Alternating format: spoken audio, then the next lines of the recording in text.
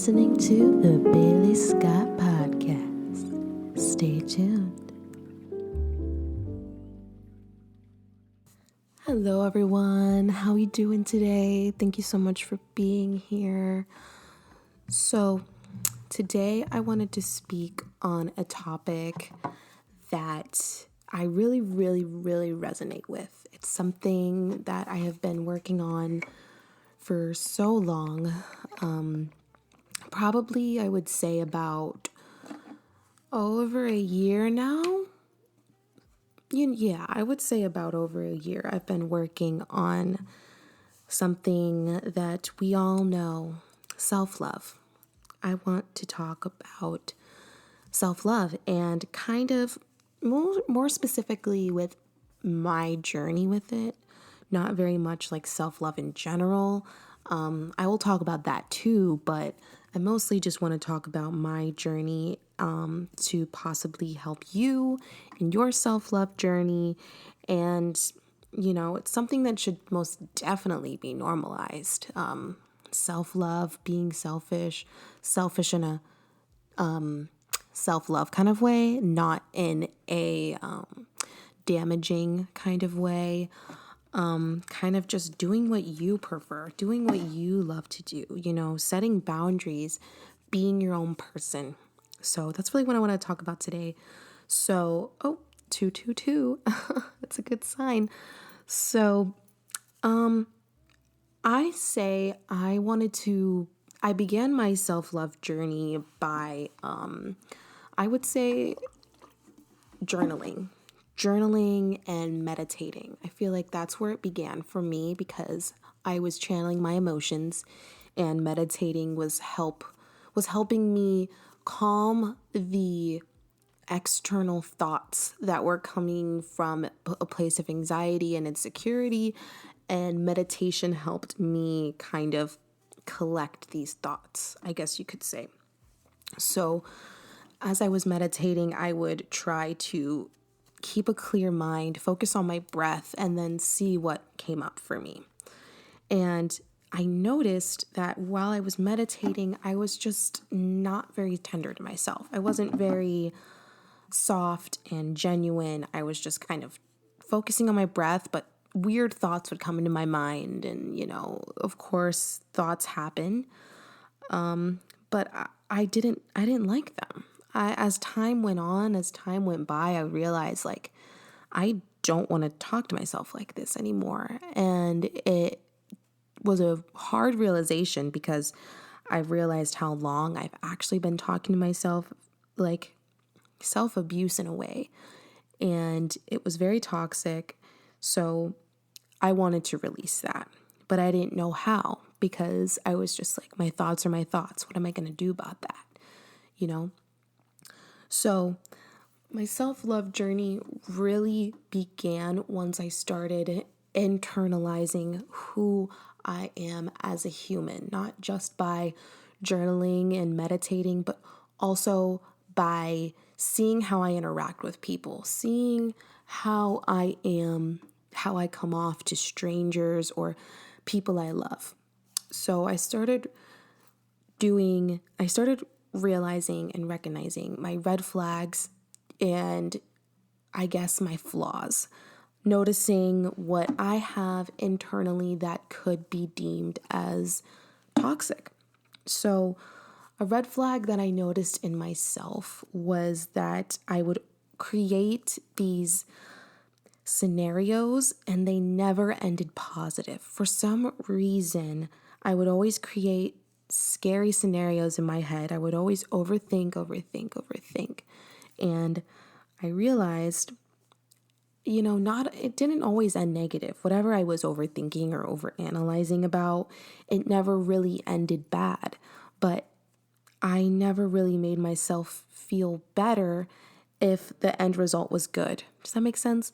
So when I would internalize and overthink and I would just pretty much bash myself, if the end result ended up being not so bad, then I would still not make myself feel better. I would be like, good job, but now you got to do this and this and this. And it was just a lot of, I would say, abuse to myself. I don't know why I was doing that.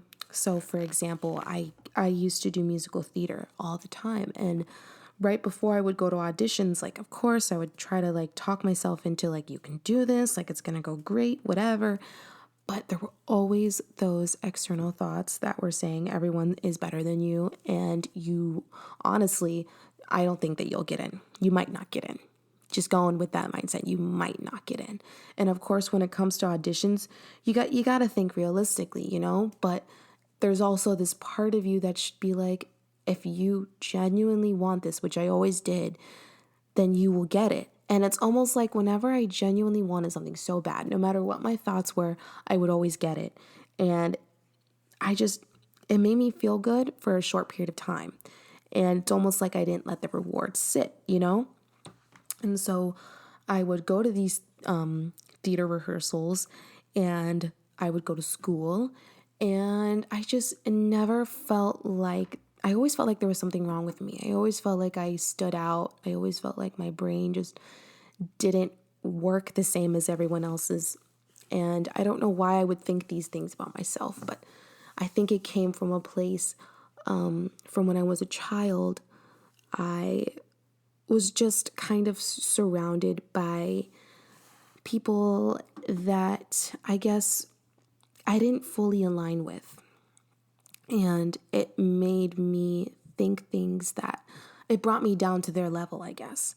And so it's just kind of been in my mind, been in my heart for years. And as I got into high school, it just got worse because I was just surrounded by people that, didn't care about other people's feelings. Clearly, it was high school.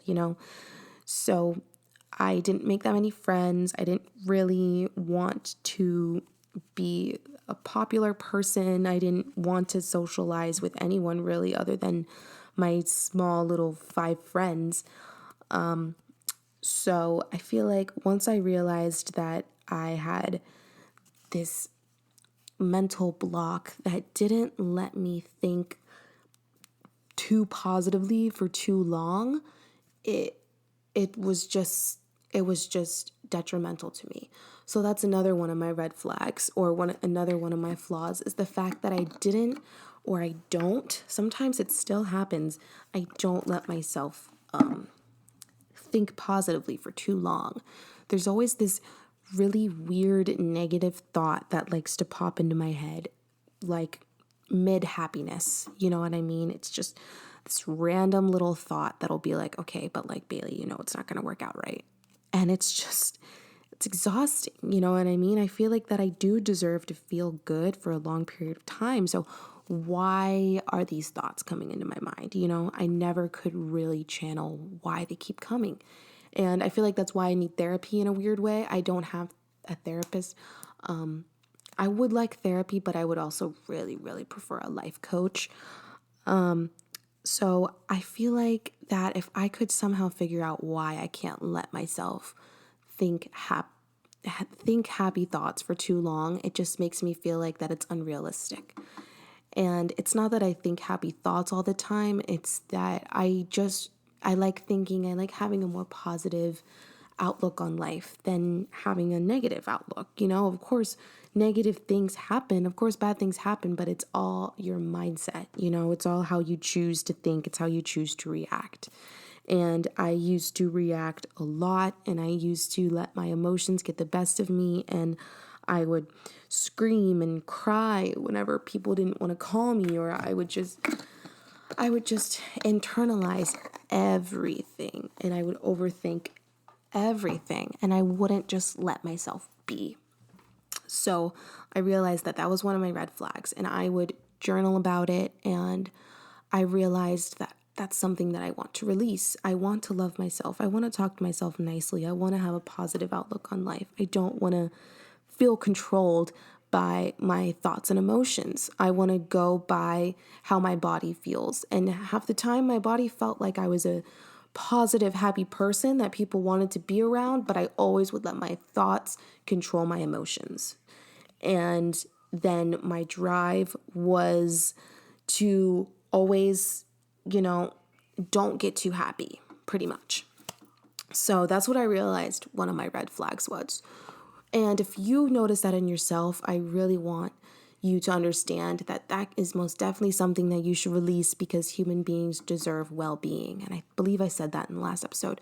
Human beings deserve to have a full flow of well-being through their bodies. That's how I feel like we were supposed to be.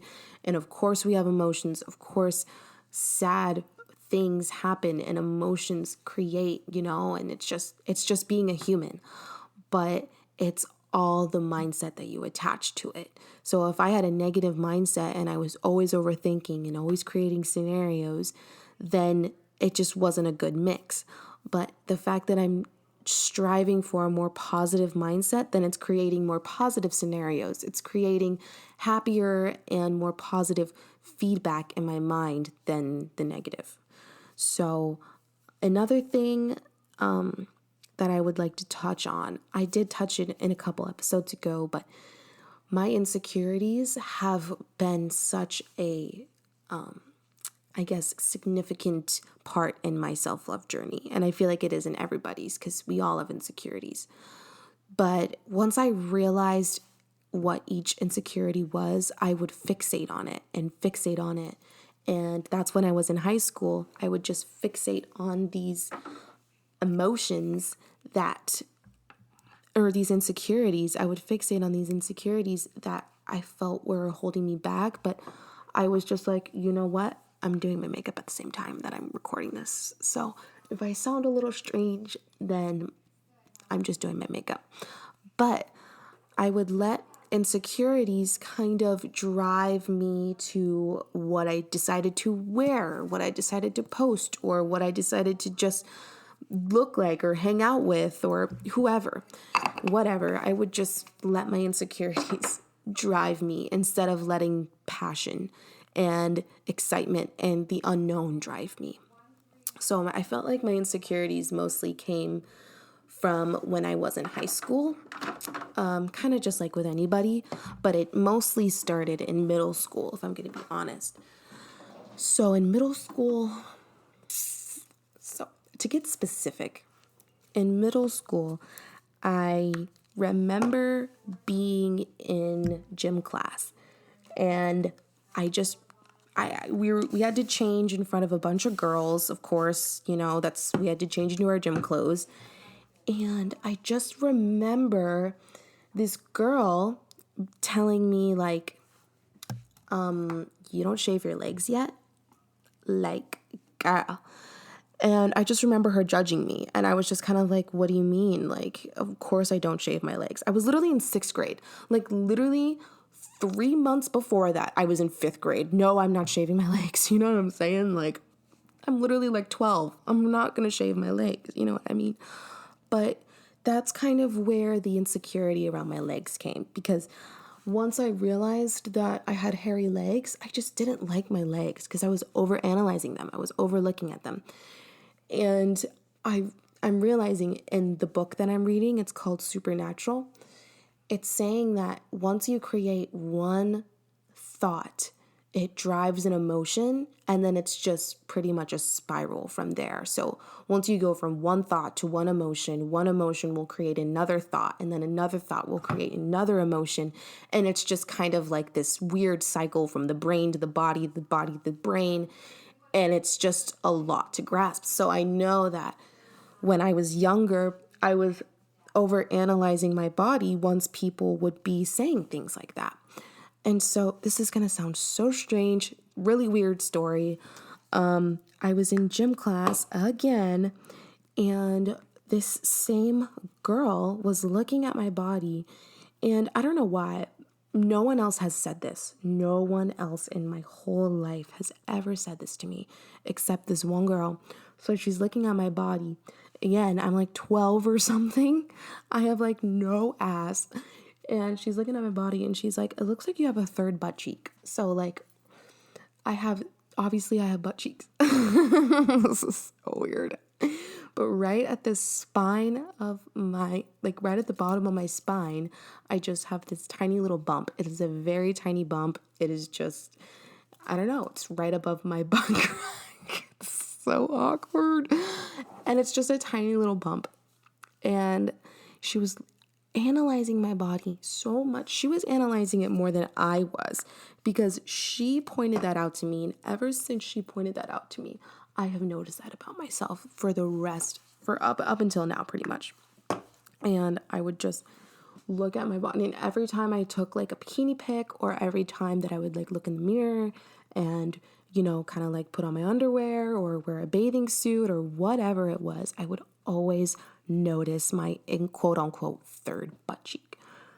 And it just, again, made me overthink my body. And then all of a sudden I would get insecure about my ass because I was like, oh my gosh, maybe I wouldn't have a third butt cheek if my ass didn't look so flat. So I would just make myself feel so bad. Again, sorry, I think I just hit the mic. Again, I am 12 years old. Like, I am literally 12. And all of these thoughts are just coming into my mind. I feel like I'm way too young to feel these things, but here I am. I'm feeling them. Insecurities happen to all of us, and it just hit me at a young age. So then once I started getting a period and experiencing what deep feelings feel like, it was just kind of a lot getting thrown at me at once. So middle school was very significant for me. It's when I started talking to boys and stuff like that. And that's just a whole another topic. But I swear, in middle school, I would start talking to boys, and that just lowered my confidence even more because I felt like that boys analyze your body more than girls, but in a different way, I guess. Girls kind of would look at my body and judge it, and then guys would look at my body, and it's almost like them judging it was kind of like them quote unquote flirting or something. Like boys were weird and they just didn't know how to talk to girls. So the way that they would talk to me would make me personally feel like shit. It never made me feel good. So I just remember that was such a significant moment in my life, was whenever I was, hanging around these girls at gym class. And when I was talking to boys, I just noticed my insecurities were getting deeper and deeper. But I knew that it's weird. It's like I knew that I was like pretty, but I never felt pretty. Does that make sense? Like, I felt as though I was different from everyone in a weird way, but I didn't know if it was because I looked pretty or if it was because I was just like one of the only black girls in the school. But it definitely wasn't that. You know what I mean? It definitely wasn't a race thing. It was more of like I just felt very out of the box. And it could have just been me. It could have just been how I felt personally by how other people are talking to me. Maybe that wasn't how it actually was, but it all began there. And like, I didn't go through a depression or anything like that. I just kind of was going through these emotions and feeling them, but not really like internalizing them. I was just kind of like, wow, I don't like my body. You know what I mean? And then I would make friends, and then I'd be like, everyone has such a nicer body than me. And that's when I started comparing. And then also social media getting into the mix. It was just kind of a lot. So I feel like that's where they kind of grew. That's where they kind of came from. So now that I have come to a place in my life where I've realized where they came from, I realize, maybe they come from also my family, because I love my family to death. But throughout my life, they would call me dramatic.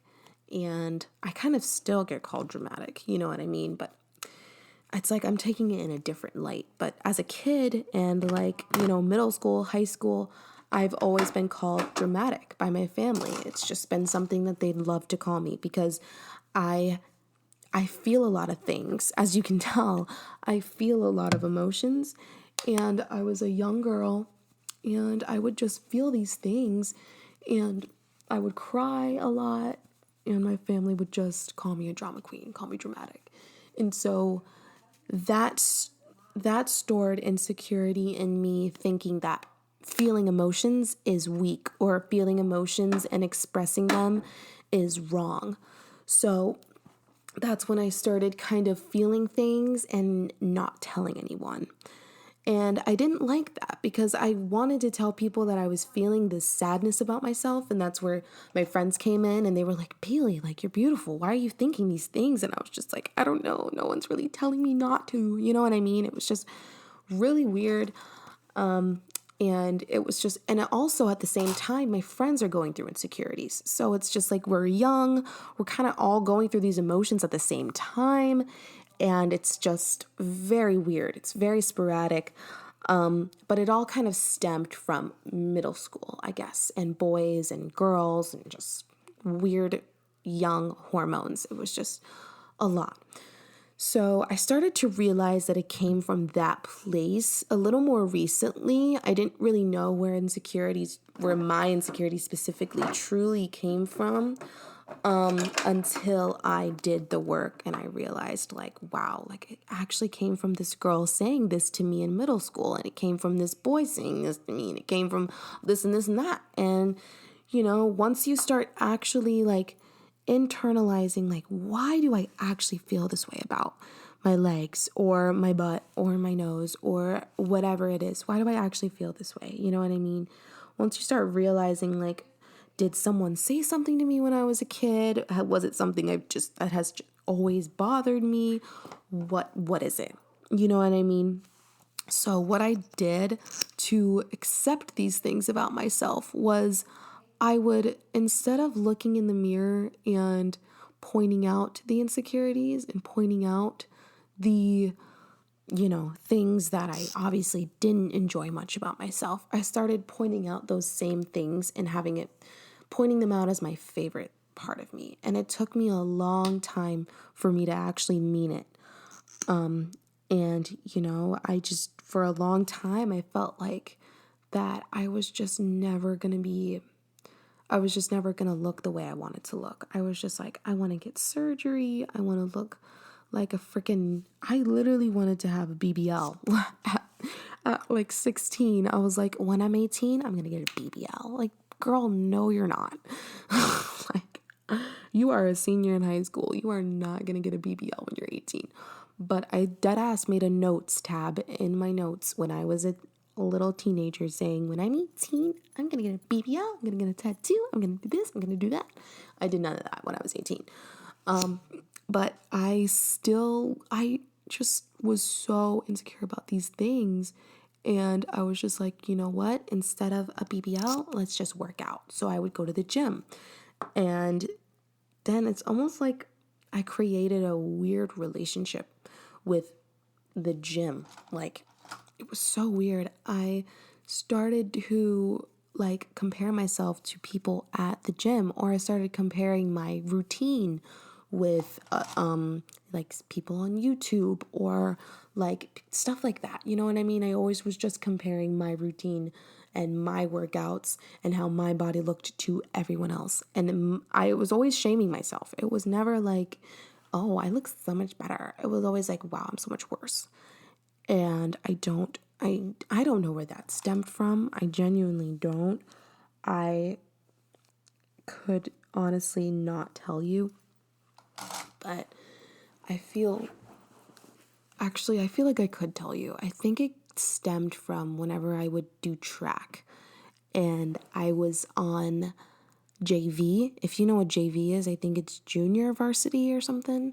So I was on JV, and being on JV kind of sucks because there's JV games and like no points go towards the school. It's kind of just like the kids practicing for a real meet, and it sucked. I just never really felt good about myself at sports, doing sports, all that stuff. I was just like, I need to be on a stage, not on a damn field. That's just not where I belong. So we would do weightlifting sometimes. And I just remember being in the weight room and I would just look at myself and look at everyone else and feel like everyone was just doing so much better than me. And I was just like, this is so exhausting. Like, why am I thinking like this, So I would go to the real gym and I would do the same thing. And it was just this cycle I was living in my head. So what I did to accept these things was I would change my internal dialogue. And it takes a lot of practice. And I've read a lot of books to really wrap my head around the fact that, like, oh, it's all me. Like, it's no one else's fault but mine. And it doesn't take a bunch of books or anything to realize that, it kind of just takes one thought, one realization for it to click. But once it clicked, I was starting to realize, like, okay, I need to actually do something about this. I can't just keep internalizing all these things and letting it happen. So I would look at myself and I would point out what I feel insecure about, and I would say, I love you to it. And, I feel like that also helped with the gym in a weird way, because when I would go to the gym, instead of me looking at myself saying, oh, like, that part of you is not that good, we need to work it out, I started working out with the intention of feeling good. And I started going to a workout with the intention of, I'm going to feel so good after this workout. And a lot of people do think like that, and it's super cool. But I did not. I went to the gym with a very toxic mindset that was, we're going to go to the gym because we need a big butt and because we need to change our legs and because we need to look better. Like, no, I changed my mindset from the gym from that to me going because it makes me feel good. And it makes, like, when I leave the gym, I feel like a lighter person. And even when I'm sore, I love that sore feeling because I'm like, I really did this for myself. I did this for my body. I'm doing this for my future self. I'm doing this for my present self. And it feels good. So that's kind of how I fixed the gym portion of my insecurities. And it kind of just all stemmed together because it was about my physical appearance. But about my emotions and stuff, that obviously takes a lot longer of a process. I'm still kind of even going through it, but there's a lot of things that I'm noticing about myself that are toxic. And when it comes to friendships and relationships, I'm realizing how toxic I actually do think when it comes to my emotions. And I'm always like, why am I left on red? Or why didn't they call me? Or, you know what I mean? Why are they not like talking to me like how they used to? Like, I would just I'm telling you, I would just internalize everything. And it it leads no good. Sorry, I'm just doing my makeup at the same time. I already said that, but it leads to no good feeling whenever you are thinking all these things. And I want to feel better. I want to feel good within myself. I don't want to feel like I need external things like people or objects to feel better about myself. So I started realizing, like, okay, I can't let something simple as being left on red affect my whole day. Or I can't let something as simple as them not calling me right away something to internalize about. You know what I mean? And then it would affect my relationships because of the way that I would come off. I would come off rude. I would come off, sad. And they'd be like, what's wrong? And then I'd be like, nothing. I was one of those people.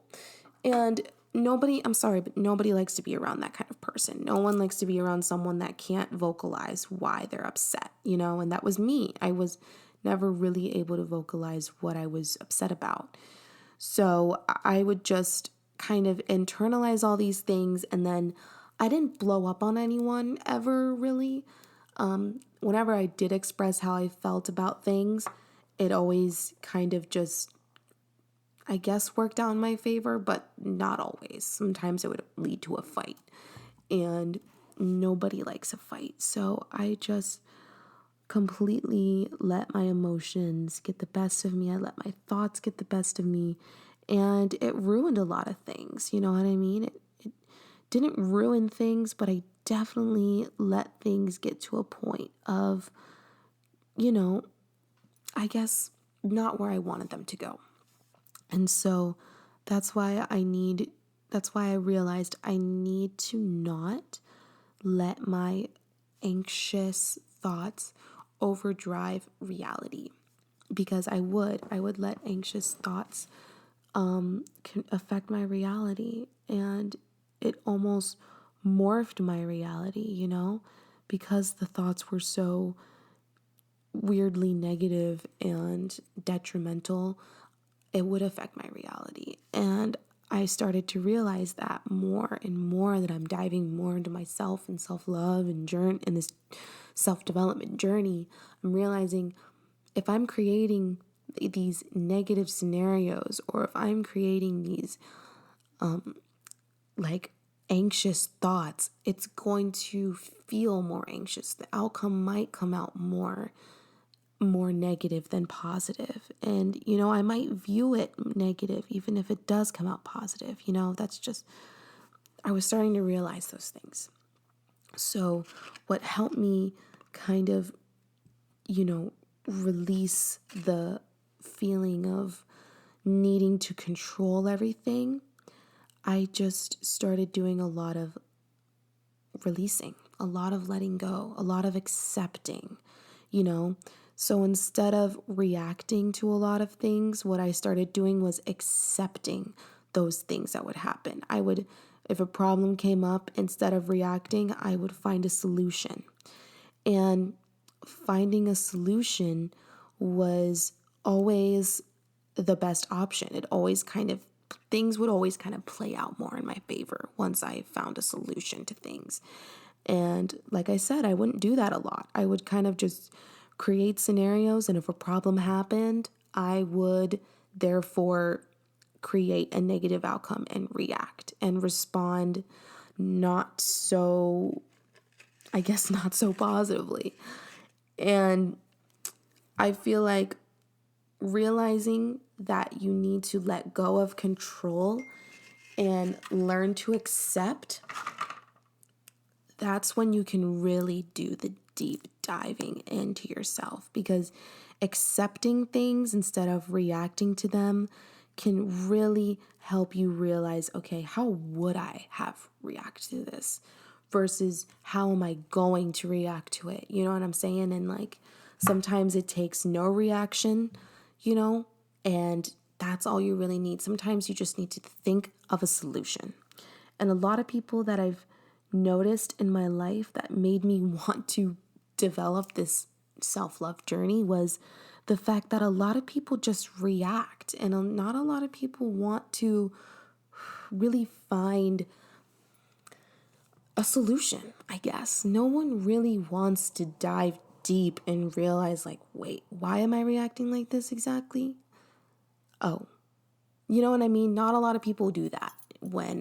And once I realized not a lot of people do that, I was just like, okay, that's something that I gotta change. I gotta change the way I react to things. I have to, because once I do that, it'll help my relationships. It most definitely will help my relationships, because before I would almost react with them. I would be like, whatever the problem was, I wouldn't look for a solution with whoever it was. If it was a partner, if it was a friend, if it was a family member, whoever it was, if something happened, I would tend to also react with them. And instead of reacting with people on a problem or a situation, I decide to help in a weird way. And sometimes they don't always want the help, So I would try to help. I would try to give advice. I would, say things that I felt like would really resonate with them. And it never did, because they didn't want to do the work. They didn't want to internalize what I was saying. They would rather just react. And that's when I was like, wow, like I really need to work on myself, because if I am acting like this, I would want someone to tell me, like, why are you only trying to see the negative? Why are you not trying to not? You know what I mean? Why are you trying to just not react and learn to accept what's going on and see what you can do about it, So that's when I was like, okay, I want to help people. I want to realize that there's a part of me that is not like everybody else.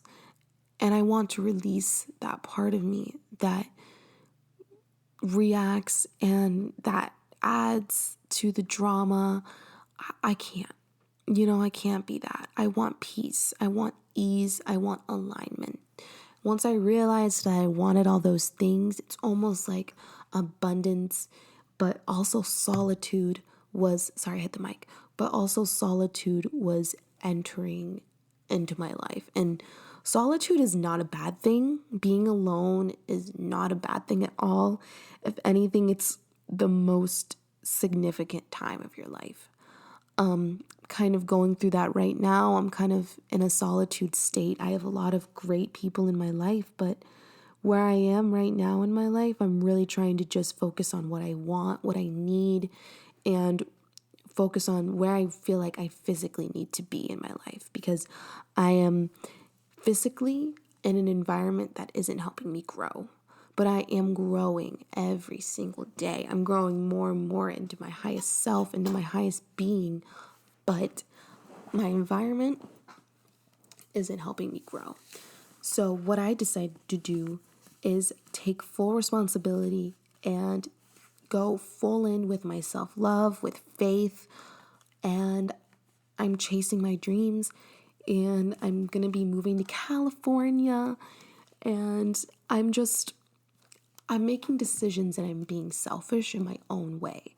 Of course, I don't want to be selfish in any way, as in like I'm leaving and I'm leaving all my responsibilities behind. Like, no, I decided to leave once I felt like my responsibilities were aligned so that I'm not being selfish, but I'm being selfish in my own ways. And I'm saying, you know what? I'm going to do what I want to do. I want to move to Cali. I'm going to move to Cali. And once I realized that moving to Cali felt internally like the best option, it was a full body yes, I went with that full body yes. You know what I'm saying? So I let go of the control of, oh, but you have this and this and this, and you have all these responsibilities and blah, blah, blah. And I'm like, okay, you actually don't. And you can do this. You can. And once I start actually talking to myself, giving myself faith, giving myself hope, listening to affirmations, I was just really falling more and more in love with myself. And I feel like to end off this podcast, I want to say being in love with yourself and this is what I wrote in my notes, being with oneself is the ultimate love. And it's 100% true. Once you find that ultimate self-love, you honestly don't need anything else more in your life. You won't need any other external love, but any external love that comes towards your way, you just feel so grateful for it, and you have so much gratitude for it, and it just really makes you feel like, wow, I actually have so much abundance. And once you feel that abundance, more and more abundance comes, and you're just like, wow, I really feel like this is meant to be. It's a full body yes, So once you realize like all you need is yourself, and sometimes when all you have is yourself, it's kind of the best response that you can take, the best answer. All you need is yourself. Once you realize that self-love is the ultimate significant love, I swear more love and more abundance will enter into your life. It may take months, it may take weeks, it may take hours, who knows? But once you actually realize, like, you know what? I am all I need. I feel so grateful to be in this being than to have looked any different or be in any other being. I am so grateful that I have me. And once you start repeating that every day, once you start giving gratitude towards yourself, and once you start actually realizing like all I really have is myself. Like, of course I have friends, of course I might have a partner, of course I have family, but like, who do I really, really have at the end of the day? And you got yourself, and you gotta love it. You gotta cherish your temple, you gotta cherish your mind, and you gotta take care of what you have. And I feel like I've gotten to a place where I have, and I'm growing more and more there every day. We're growing into it every day. But I just feel so eternally grateful that I have myself. And not only do you have yourself, but you have God. If you believe in God, you have your guides, you have your angels, you have the universe, so many things unseen have your back. You know what I mean? And at the end of the day, it's all you. At the end of the day, you are your own God. You are your own guides. You are your own angels. You are your own universe. You are yourself. And once you realize that you have nothing but yourself, then everything else just feels so much lighter and brighter and more joyful. And, you start looking at life in a different light. And that's why I just really feel like this self-love journey is getting deeper and deeper for me. And I want more people to tap into self-love, And I feel like I should do another episode on what I did to improve the self-love other than what I've explained in this video. But it's just a lot of, taking yourself on dates or, just doing what your body says. And I feel like I have talked about this in a past episode. I don't really remember, but it all goes with what your body is saying. And once you can realize what your body and mind is saying and you listen to your body, then that self-love just comes right behind it. Because once you listen to your body and not your mind, your body is telling you what you need. And you just got to listen to it. You just got to listen to it. And that self-love journey, it'll take some time, I swear, but there's no end road, I guess you should say. Self-love is going to continue on for the rest of your life because you have yourself for the rest of your life. You don't know what life's going to throw at you. You know what I mean? Everything is unexpected. So there may be events in life where you're like, I don't want self-love right now. If I want to hate myself. And no one deserves to hate themselves. Nothing in this life should make you hate yourself. Obviously, unless you're a horrible person. By horrible, I mean, I feel like you know what I mean when I say horrible.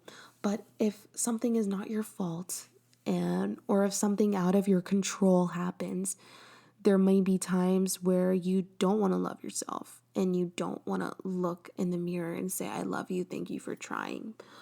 But that's why it's a journey, because we're meant to have those days in order to have the really, really good days.